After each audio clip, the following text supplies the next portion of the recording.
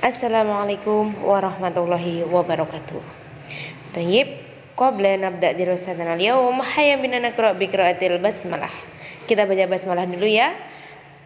Untuk hari ini kita akan mempelajari pelajaran SKI bagian meneladani sikap Nabi Muhammad SAW ketika hijrah ke Taif. Pasca Abu Thalib dan Siti Khadijah wafat, orang kafir Quraisy semakin bebas melakukan tekanan terhadap dakwah Nabi Muhammad SAW. Dan yang menyedihkan, sebagian besar dari penduduk kota Makkah dengan terang-terangan menolak ajaran agama Islam yang dibawa Nabi Muhammad SAW. 1.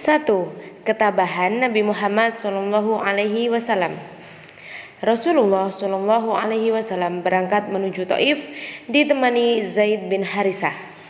Setibanya di Taif, Rasulullah langsung menemui para pemimpin dari Bani Thaqif, yaitu Abdul Yalil, Hubaib, dan Mas'ud. Tujuan beliau untuk menceritakan ajaran Islam yang dibawa Nabi Muhammad.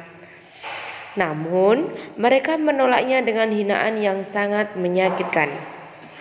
Meskipun mendapatkan perlakuan yang menyakitkan, Rasulullah SAW tidak putus asa. Sehingga Rasulullah SAW memutuskan untuk dakwah selama 10 hari di negeri Taif. Akan tetapi, tidak ada seorang pun penduduk Taif yang menerimanya. Kemudian penduduk Taif tersebut mengusir Rasulullah dengan melempari batu dan mereka mengejar Rasulullah sampai di sebuah perkebunan. Rasulullah SAW mencari perlindungan di sebuah kebun anggur milik Utbah bin Syaibah. Rasulullah bersama Zaid bin Harisah istirahat di kebun tersebut. Kemudian ada seorang tukang kebun anggur yang membawakan setangkai anggur untuk Rasulullah SAW dan Zaid bin Harisah. Tukang kebun tersebut bernama Addas. Ketika Rasulullah SAW menerima anggur tersebut, beliau mengucapkan Alhamdulillah sebelum makan. Bismillahirrahmanirrahim. Mendengar ucapan itu, Addas merasa heran karena belum pernah ada seorang pun yang mengucapkan kalimat tersebut. Akhirnya terjadilah percakapan antara Rasulullah dengan Addas. Rasulullah SAW menanyakan asal dan agama Addas. Addas menceritakan dia adalah seorang Nasrani yang berasal dari daerah Ninawa. Daerah tersebut adalah negara asal seorang salih, yaitu Nabi Yunus. Rasulullah SAW kemudian menjelaskan bahwa Nabi Yunus adalah saudaraku. Ia seorang nabi dan aku pun seorang nabi. Kemudian Rasulullah SAW membaca ayat Al-Quran yang berisi kisah Nabi Yunus alaihissalam.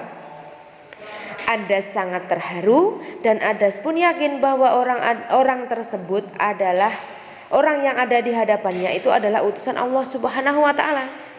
Tanpa ragu, Addas berislam di hadapan Rasulullah SAW dan mengakui kenabiannya.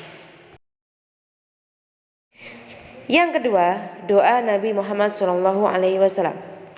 Setelah dirasa aman dari kejaran orang Taif, beliau pulang menuju Makkah dengan hati yang sangat sedih. Meskipun dakwah beliau gagal, Rasulullah tetap mendoakan penduduk Taif agar mereka sadar dan mengikuti ajaran Islam. Oke anak-anak, itulah materi yang sudah disampaikan Ustazah. Ustazah harap kalian bisa mengikutinya dengan baik.